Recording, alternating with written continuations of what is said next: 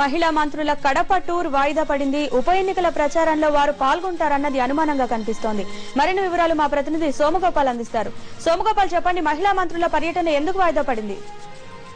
సబితా ఇంద్రారెడ్డితో పాటు మిగతా ముగ్గురు మంత్రులు కూడా కడప ప్రచారానికి వెళ్లాల్సి ఉంది. ఇవాటి నుంచి 3 రోజుల పాటు కడప జిల్లాలో ఎన్నికల ప్రచారం చేయాల్సి ఉంది. ముందుగానే ఈ షెడ్యూల్ ఖరారైంది. అయితే చివరి క్షణంలో మన మహిళా మంత్రుల టూర్ వాయిదా పడింది. అంటే ఒక రకంగా చెప్పాలంటే ఇది వాయిదా అనే కంటే రద్దని చెప్పొచ్చు. భవిష్యత్తులో కూడా వీళ్ళు అక్కడికి వెళ్ళడానికి ఇష్టంగా లేరు. గతంలో వైఎస్ కుటుంబంతో వీళ్ళకున్న అనుబంధం, ముఖ్యంగా వీళ్ళందరూ కూడా చెల్లెలుగా పిలువబడ్డారు గతంలో. వీళ్ళందరికీ ఆ కుటుంబంతో ఉన్న అనుబంధంతో మొదటి నుంచి కూడా వీళ్ళు ఎన్నికల ప్రచారానికి వెళ్ళడానికి సుముఖంగా లేరు.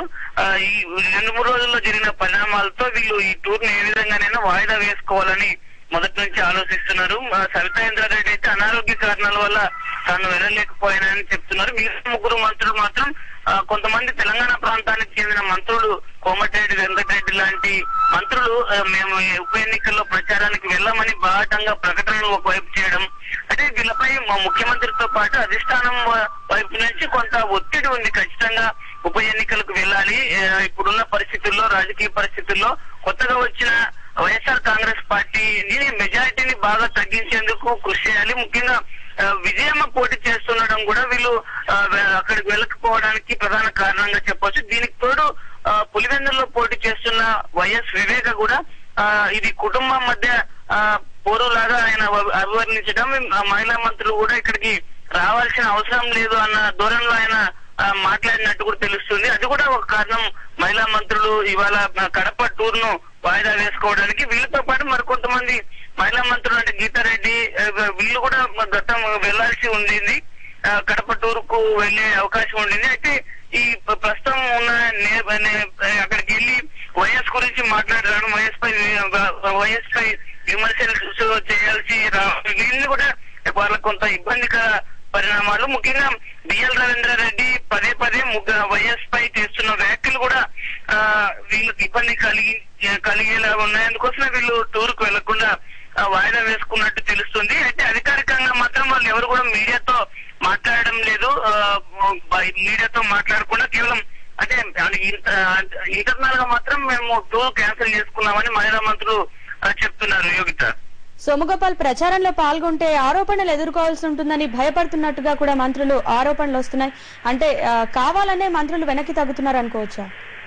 ఖచ్చితంగా. అంటే వాళ్ళు తెలంగాణ ప్రాంతంలో తెలంగాణ మంత్రులుగా వాళ్ళంతా కూడా ఉద్యమం, తెలంగాణ ఉద్యమం మొన్నటిదాకా ఉవ్వెత్తున నడిచింది. ఇప్పుడున్న పరిస్థితుల్లో మళ్ళీ తెలంగాణ వ్యతిరేకులుగా ముద్రపడతామన్న భయం వాళ్ళలో కనిపిస్తుంది. ఒకవైపు అంటే తెలంగాణ వాదుల నుంచి టీఆర్ఎస్ పార్టీ లాంటి వాళ్ళ నుంచి హెచ్చరికలు ఉన్నాయి.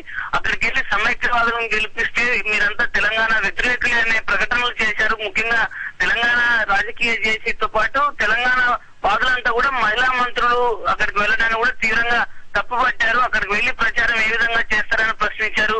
ఒకవైపు అంటే అక్కడికి వెళ్లి ప్రచారం చేయడం ఒకటి, అలాగే రెండో అంశం వైఎస్ పై ఇప్పుడు అంటే అక్కడ ఎన్నికల ప్రచారంలో ఒక డిఎల్ మినహా మిగతా ఎవరు కూడా వైఎస్ పై విమర్శలు చేయడం లేదు. ఆయన కాంగ్రెస్ వాడే పార్టీ, ఆయన కాంగ్రెస్ సొంత మనిషిగా చెప్పుకునే ప్రయత్నం చేస్తున్నారు. ఆయన పథకాల వల్ల ఓట్లు రాలుతాయని కూడా కాంగ్రెస్ పార్టీ భావిస్తుంది.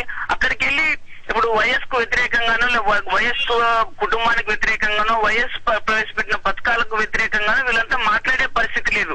ఈ 2 ప్రధాన కారణాలు. వీటితో పాటు తాజాగా వైఎస్ వివేక కూడా మంత్రులు ఎవరు పులివెందులకు రావాల్సిన అవసరం లేదు, ఇది కుటుంబ పోరుగా ఆయన చెప్పినట్టు చెప్తుంది. అంటే మేము చూసుకుంటాం, ఇక్కడ తాను గెలుస్తాను, తనకు నమ్మకం ఉందని వైఎస్ వివేక చెప్పినట్టు తెలుస్తుంది.